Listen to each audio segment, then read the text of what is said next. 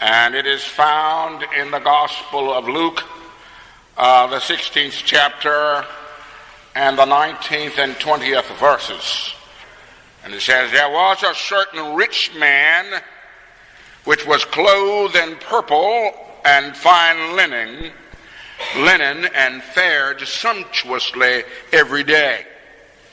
And there was a certain beggar named Lazarus, which was laid at his gate, full of sores.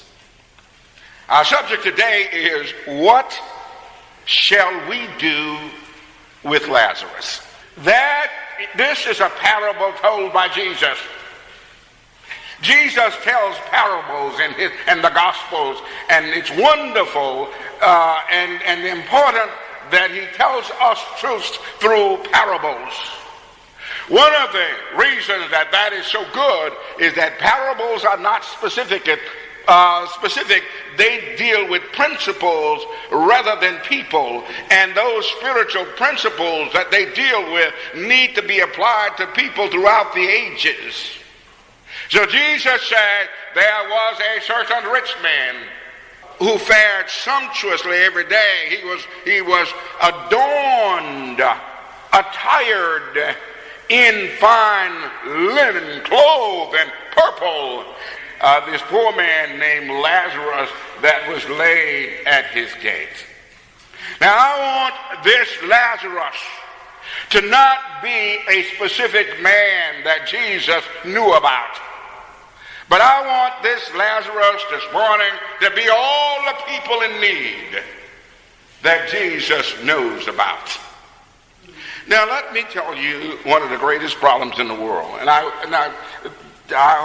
this is probably not going to be a great sermon, because it's a great sermon idea, and I don't have time to do a great sermon on it. I probably shouldn't do it at all. But one of the great problems, the greatest social problem in the world is hinted in this particular scripture, this story. The greatest social problem in the world is the natural inequality of human beings. Human beings are born unequal, and there is nothing that anybody can do to make them equal. Now, when I was a kid, I had a lot of issues with the preamble to the Constitution, because it says we hold these truths to be self-evident, that all men are created equal and endowed by their Creator with certain inalienable rights. Among these are life, liberty, and the pursuit of happiness. And I looked around, and I did not see any evidence of this equality that the preamble talked about. But all of these grown folk, I was just 12 or 13, but all of these grown people going around saying this, and they evidently had no problem with it. So I thought, well, maybe I don't understand it, because it sounds really silly to me to say that. We live in a society where people are unequal. Kids who played on the basketball team, some were 6'6", and the others were 5'8" and 9. We're not equal. So, and there is no political system that can make people equal.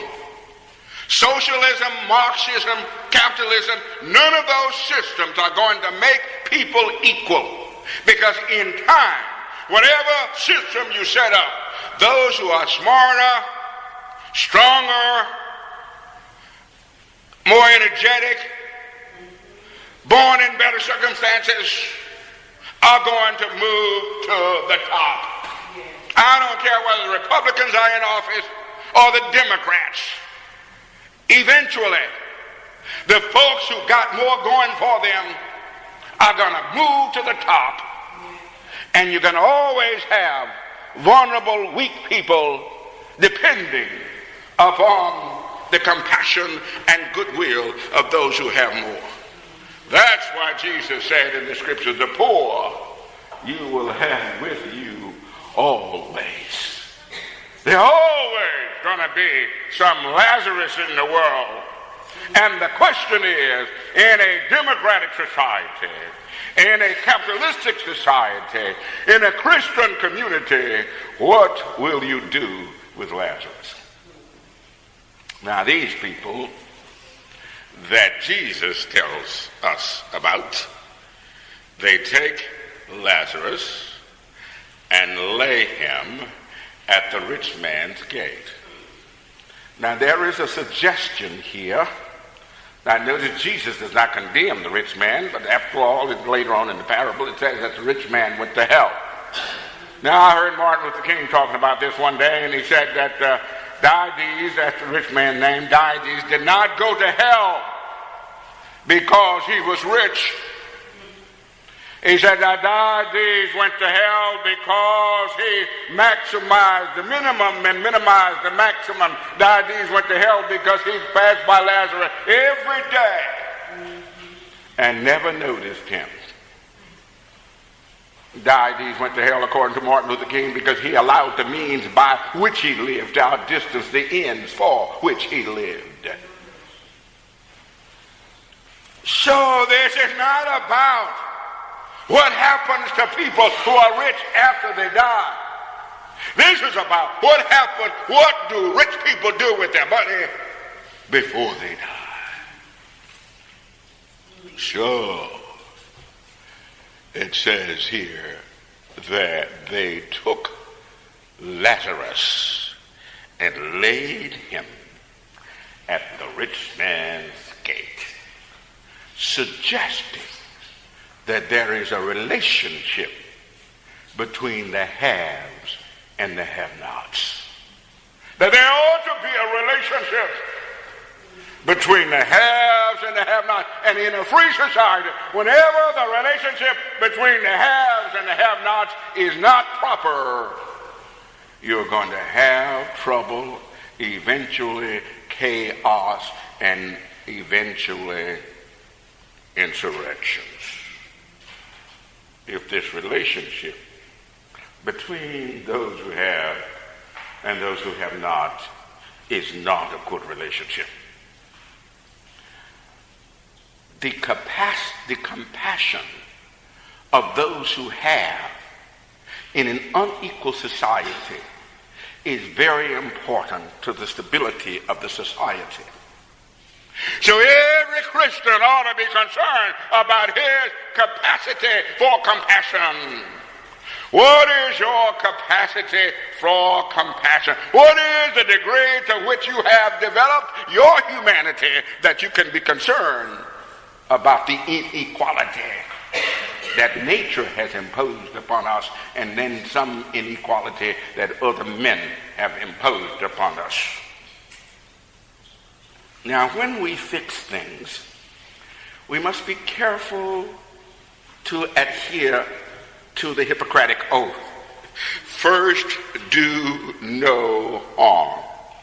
And sometimes when we try to help the Lazaruses of the world, sometimes when we try to help the poor, help the vulnerable, we sometimes wind up doing more harm than good.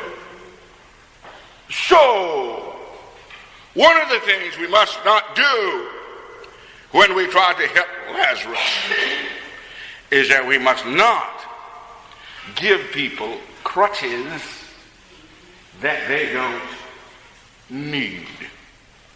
Because when you give, and this is especially true with children, when you give people crutches that they don't need, they will develop limps that they didn't have. When you give people crutches that they don't need, they will develop limps that they didn't have. I want all the children to remember that. And when their parents try to give them stuff that they don't need, say to them, Mama, Reverend Jenkins says, if you give me crutches, Miles, that I don't need, I'll develop a limp that I didn't have. You don't want me to limp through life from now on when you're not around to take care of me, do you? So we shall not do that. Secondly, in our attempt to fix a temporary limp, we should not develop a permanent cripple. And we have to be careful about those kinds of things as we help people. Now that we've gotten beyond that, every Christian ought to be concerned about those folk, those individuals who need a little help to make it. I think that every individual who has means ought to spend some time trying to figure out how he or she can use those means to help folks who are less well off. I think that one of the tragedies of our time is that we have developed young people who are so selfish, so into me. I want to do my own thing. I just want to do what I want to do. And the other day it occurred to me, I have these things that I call Thoughts by William Jenkins, and I write these things down that all my young friends are begging for copies of them, and I won't give them because I don't want them to appear to know as much as I know. But one of them says, if you do what you want to do rather than the things that others want you to do, would you be any happier? Would you be any happier doing what you want to do than you are doing what other people want you to do? And you know, I have some people sometimes, I just want to do my own thing. I just want to do me. My kids say this a lot, my students. I just want to do me. I find some of the most miserable people in the world are those folks who spend their lives doing them. Because it's hard for you to give yourself any feedback for doing you. The only feedback that you get that contributes to your happiness and well-being is what you do for others. If you've had a kindness shown, said the writer, pass it on. It was not meant for thee alone. Pass it on. Let it ring throughout the years. Let it wipe another's tears until in heaven the deed appears. Pass it on. I was lucky. I was blessed to grow up around good people. You know, I think one of the tragedies of young black people, the tragedies of young black children, even the tragedy of young America, is that they don't know how good black people have been. I think that that's one of the tragedies, that young people today are looking for heroes and excited about heroes and rappers and athletes and all these people they are so excited about. They have no idea how good and decent their grandparents and great-grandparents were and are. They don't know what noble, wonderful things the older black people did to make things as well for them as they are. And they are ungrateful to the God and to the people that the God developed to give them what they have. I was fortunate to grow up around good, decent, compassionate people who did not have very much themselves, but they were not satisfied eating and seeing others hungry. Oh, I knew this woman, a woman named Miss Queen and Eddie Webster. Eddie Webster was a deacon at the church, and Miss Queen, we call her Miss Queen. To this day, I don't know what her real name, that may be her real name. queen.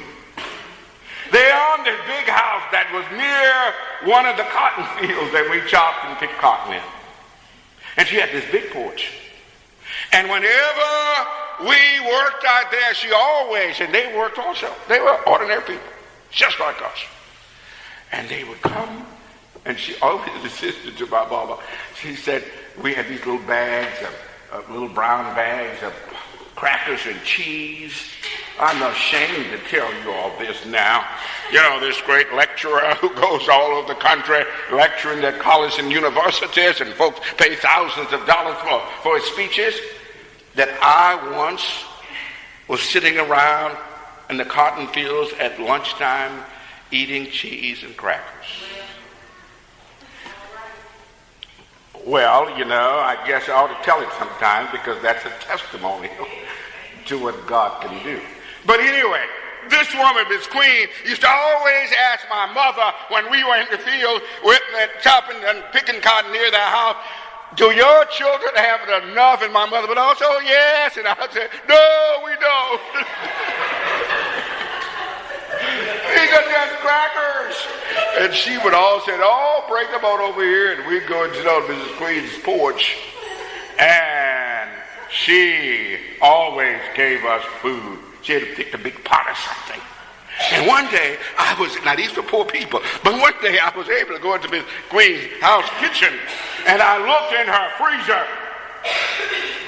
They had something called ice boxes. And I looked in that thing, and it was just running over with food. As more she gave, it seemed, the more she had.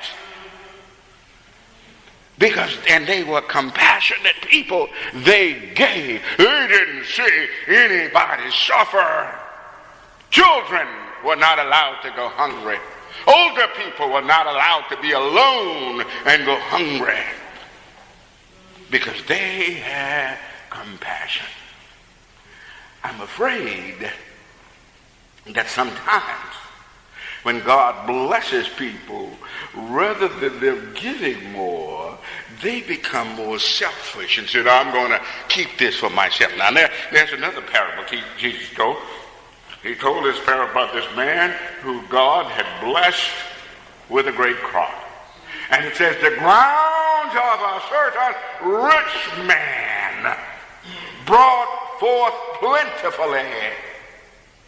And when he assessed the bounty of his harvest, he did not say, well, I got more than I need. You know, it's very, very, you can tell a whole lot about a person about how he deals with his leftovers.